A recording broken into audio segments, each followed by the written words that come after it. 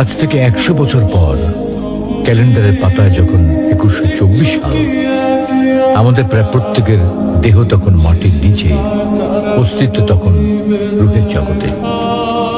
ইতিমধ্যে ফেলে যাওয়া আমাদের সেই সুন্দর বাড়িটা হয়তো পরবর্তী প্রজন্ম ভোগ করছে।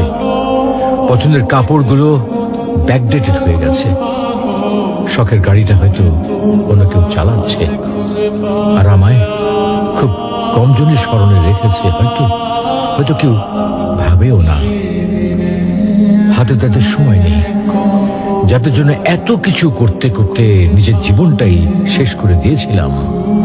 আচ্ছা আচ্ছা, বাস্তবতার এই জীবনে আপনি আপনার দাদার দাদাকে কতবার স্মরণ করেন? আপনার দাদির কথা আপনি কখনো কি আপনার মনে পড়ে? পৃথিবীর বুকে আজকে এই বেঁচে থাকা, এত হইচই, এত মায়া কান্না এভাবেই চলছে।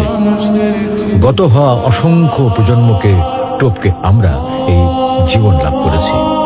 তেমনিভাবে আগামীতে অসংখ্য প্রজন্মের ভিড়ে হারিয়ে যাবে আমাদের এই জীবন। কিন্তু খুব কম লোকই সময় পায় ফেলে যাওয়া জীবনটা একটু ফিরে দেখার। বাস্তবতা হচ্ছে এই জীবনটা আমাদের কল্পনার চেয়েও অনেক অনেক ছোট।